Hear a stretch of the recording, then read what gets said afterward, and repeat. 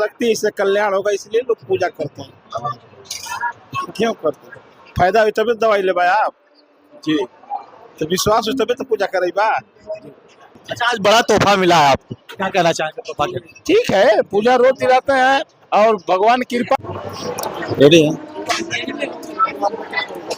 तो अभी जो है चंद्रमा चाचा जी के घर पे महाराज जी आए हुए हैं और बगल में सुरेंद्र यादव पंथी जी हैं। इनसे भी बात करने की कोशिश करेंगे कि पूजा पाठ कराते हैं, ये कैसे संभव होता है। खौलते दूध में किस तरह से बच्चे को नहला दिया जाता है, अगर आप स्पर्श करने की कोशिश करेंगे तो आपके हाथ जल जाएंगे। कई सवाल होंगे, सवालों पे सवाल किया जाएगा पंथी महाराज जी से। और बगल में महाराज जी भी हैं, वाराणसी की धरती से चलकर विराजमान हुए हैं, गाजीपुर की धरती पे पहुंचे हुए हैं पूजा पाठ कराने के लिए। कैसा लगा यहाँ आकर? ढेर सारा आशीर्वाद। मुझे बहुत प्रसन्नता हुई कि काशी से मेरी यात्रा एक लहुरी काशी में हो रही है और इस तरह भी गाजीपुर वीरों और शहीदों की धरती मानी जाती है, तो वहाँ मेरा आगमन हमारे जजमान चंद्रमा यादव जी द्वारा मुझे आमंत्रित किया गया। हालांकि मैं इनके यहाँ मुंबई बहुत बार गया हूँ, परंतु उनके इस जन्मभूमि पर उन्होंने मुझे आमंत्रित किया और जन्मभूमि को स्वर्ग मानते हैं। जननी जन्मभूमि च स्वर्गादपि गरीयसी, ऐसी भावना यह भी रखते हैं। यही कारण है कि इतने बड़े व्यवसायी होने के बाद भी गांव कभी छोड़े नहीं और गांव पर भगवान कृष्ण की इतनी अद्भुत लीला वाला पूजन इन्होंने कराया। अच्छा, इस परिवार से आपका क्या लगा? परिवार से हमारे बहुत गहरे संबंध है। एक संबंध तो यह है कि हम लोग गुरु भाई भी हैं। अयोध्या के बहुत बड़े ही संत आदरणीय नेपाली बाबा जो 14 वर्षों तक बिना अन्न जल के रहे हैं और एक बड़े तपस्वी माने जाते हैं। बहुत सारे उनके कहे हुए बात आज भी सत्य होते हैं। हम लोग दोनों लोग उन्हीं से दीक्षित हैं। कार्य दोनों का अलग अलग है। मैं उनके यज्ञों में मुख्य आचार्य रहता हूं और आप हमारे चंद्रमा यादव जी उन यज्ञों के मुख्य जजमान रहते हैं।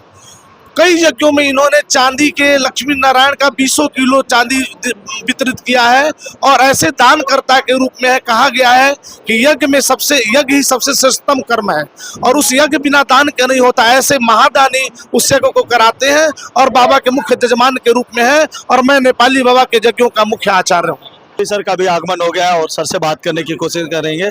सर, सबसे पहले हम चाहेंगे कि एक बार परिचय दे दीजिए। Doctor Santosh Yadav, Anjali group, मुनारी Chaubepur, Varanasi. Sir, आज पहुंचे हुए हैं पूर्व चेयरमैन रामधारी यादव जी के घर पे। बर्थडे में काशीदास बाबा का पूजा भी था, कैसा लगा यहाँ का? बेहतर, सुपर। इस परिवार से आपका क्या लगा? ये अंजलि परिवार है, लगाव तो हमेशा रहेगा। थैंक यू सर, बहुत बहुत धन्यवाद। और पंथी जी से भी कई सवाल हम करेंगे, सवालों पे सवाल होंगे। आग कैसे लगाते हैं और कैसे यह संभव है खौलते दूध में बच्चे को नहला देना, यह बहुत बड़ा सोचने का विषय है। मैं भी वहाँ मौजूद था, मौके पे वीडियोग्राफी भी कर रहा था, लेकिन रहा नहीं जा रहा। महाराज जी, सर आपका बधाई है आपको, आपके चैनल के माध्यम से जो आया नहीं है वो भी देख रहा है, इस बात की बधाई है आपको। अब महाराज जी, कैसे संभव होता है? लोग हमसे कमेंट करते हैं, हमसे सवाल पे सवाल करते हैं, कैसे संभव होता है? भाई, आदमी दो तरह का होता है, नास्तिक और आस्तिक। हम लोग की आस्था है, भगवान की कृपा से हम लोग का काम चल रहा है।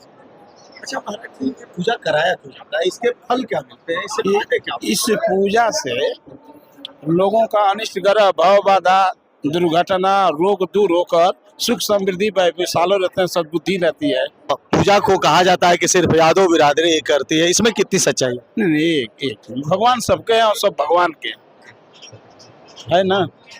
तो ट्रैक्टर की, संत की, पूजा की कोई जात नहीं। यह पूजा कब से होता है?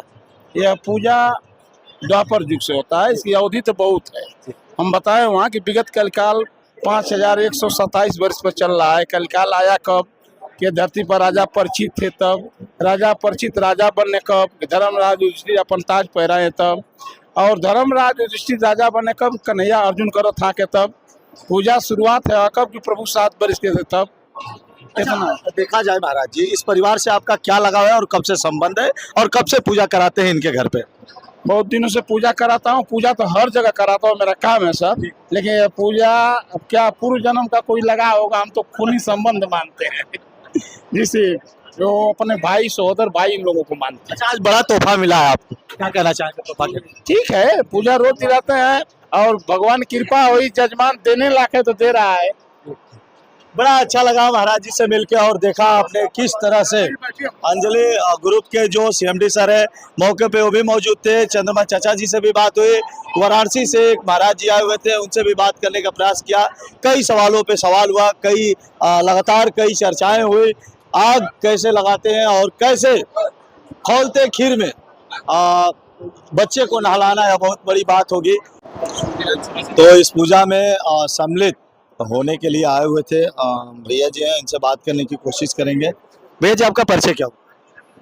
ग्राम सभा अटवार मुरार भरपूरा से गजेंद्र यादव, आपका बहुत बहुत बहुत धन्यवाद।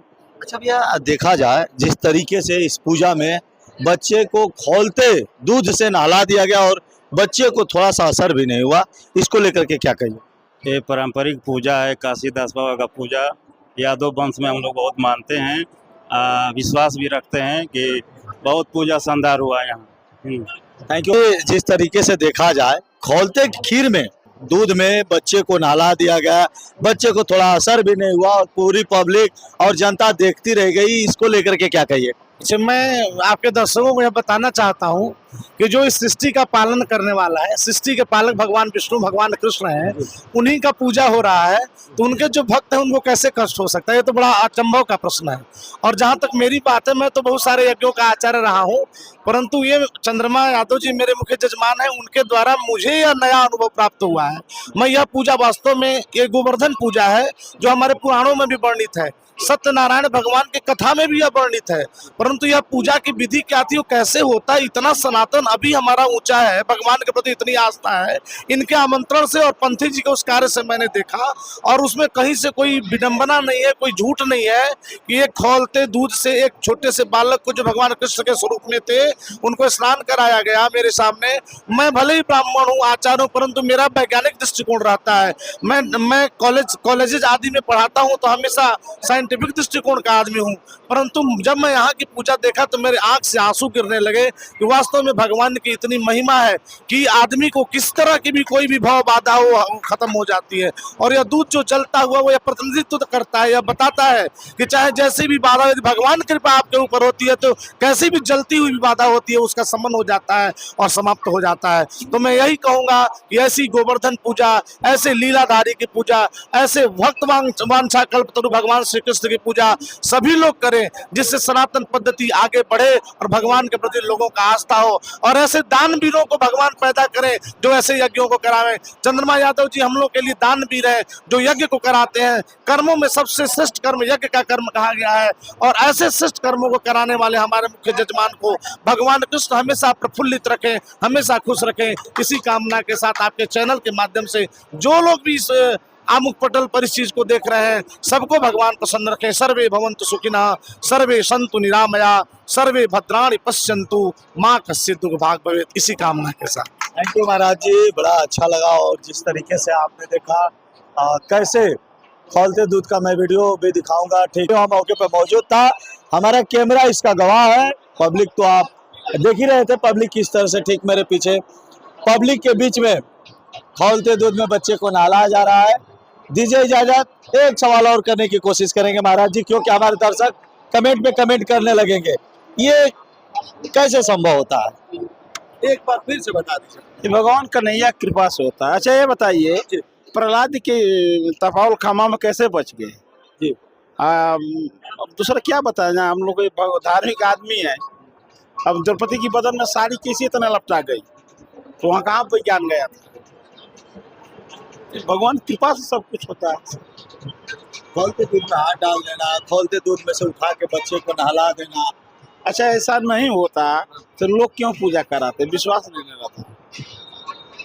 यानी सच में पूजा में शक्ति है, इसीलिए दिखाया जाता है कि पूजा में शक्ति है, इससे कल्याण होगा, इसलिए लोग पूजा करते हैं। क्यों करते हैं? फायदा हुई तभी दवाई ले आप जी, तो विश्वास हुई तभी तो पूजा करेगा। बड़ा अच्छा लगा। और दीजिए इजाजत, मिलते रहेंगे ऐसे ही। अगर आप चाहते हैं कि खबरों को मैं कवरेज करूं, आप तक खबर को पहुंचाऊं, तो चैनल को सब्सक्राइब कर लीजिए, वीडियो को ज़्यादा से ज़्यादा लोगों तक पहुंचाइए। आप वीडियो को शेयर करिए। और क्या सच में यह संभव है कि खौलते दूध में, आप कमेंट करेंगे कि खौलते दूध में असंभव है, लेकिन मैं इसका गवाह हूँ, मेरा कैमरा गवाह है। मैं दावे के साथ कह सकता हूँ कि बाबा ने खौलते दूध में बच्चे को नहला दिया। बहुत बहुत शुभकामना। पंथी महाराज जी के ड्राइवर भी यहाँ मौजूद है। मैं इस दृश्य को साक्षात देखा हूँ और उसका पर्दाफाश करना चाहता हूँ। आप जाइएगा नहीं, पूरा वीडियो देखिएगा। ये बताइए, आप कब से गाड़ी चलाते हैं पंथी जी का? अबे 15 साल हो गया। 15 साल हो गए। क्या सच में जो है पूजा पाठ जो बाबा कराते हैं, पब्लिक क्या कहती है जब आपसे मिलती जुलती है? बहुत अच्छा बोलते हैं सब पब्लिक। कमेंट कोई नहीं करता? नहीं नहीं, ये कैसे संभव है? वीडियो को दैंड कर दे है। धन्यवाद।